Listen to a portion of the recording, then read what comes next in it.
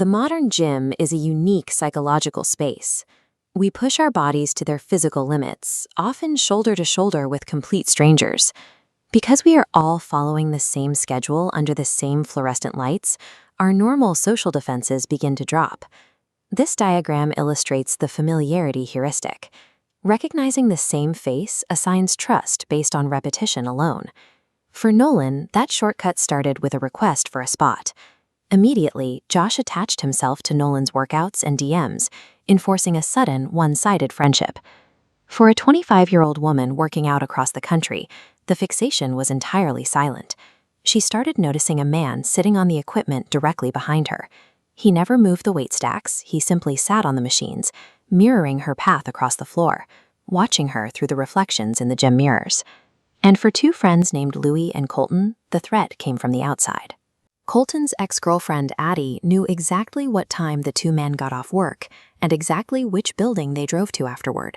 She used their unvarying gym routine to ambush them inside a space they considered secure. These victims did exactly what they were supposed to do to stay in shape. They stuck to a schedule.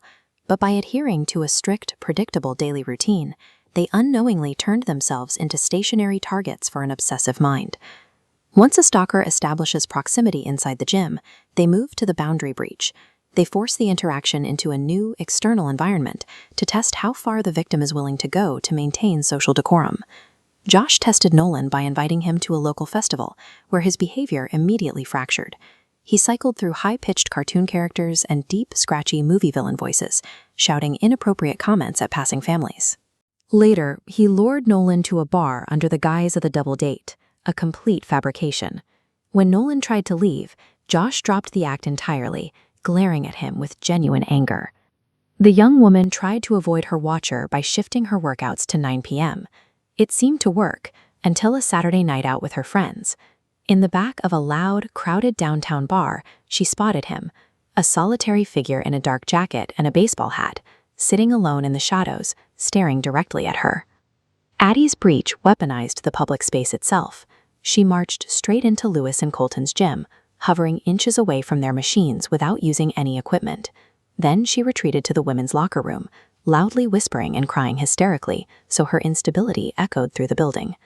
This graph maps out the victim's response, a passive retreat, against a sharply rising curve of predator escalation. When faced with this deeply erratic behavior, all three victims made the exact same, completely rational choice.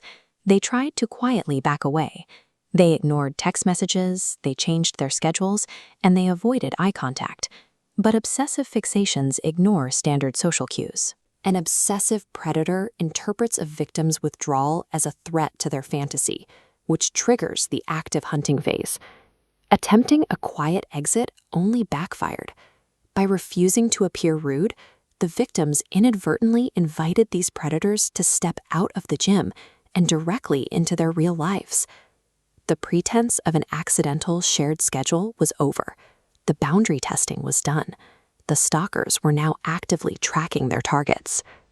Weeks after the bar incident, the young woman was jogging on an isolated dirt trail. 10 minutes in, she heard footsteps behind her. When she sped up, the footsteps sped up. The silent man from the gym was right behind her, matching her stride. When she broke into a full sprint toward the exit path, he sprinted right behind her. She only survived the pursuit by making it out of the tree line to a road. She screamed for help at a man standing in his driveway, and the second the stalker realized there was a witness, he stopped, turned around, and vanished back into the woods. For Nolan, the hunt came directly to his home. Lying in bed on a hot summer night, he heard a low, drawn-out voice right outside his first-floor window. It was Josh, using the exact same creepy, fake tone from the festival, slowly whispering Nolan's name into the dark. Nolan texted him to leave and threatened to call the police. Josh retaliated by proving he was still watching.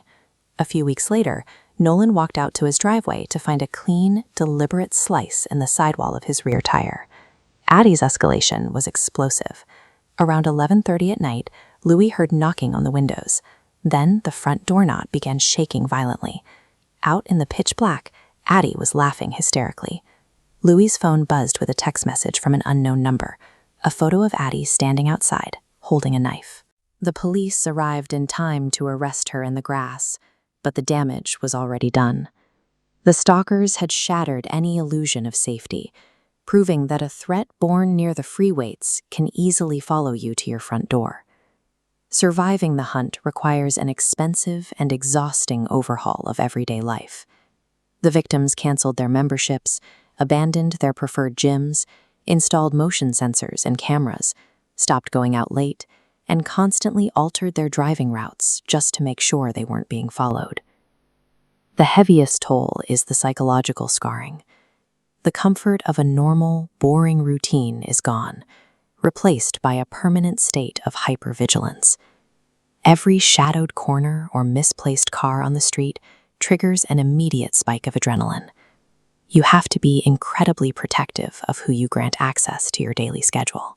Public environments are designed to make us drop our guard, making it possible for dangerous intentions to hide behind a polite nod or a simple request for a spot. Because the moment an obsessive individual decides to write you into their routine, getting them out of your life becomes a nightmare you may never fully wake up from.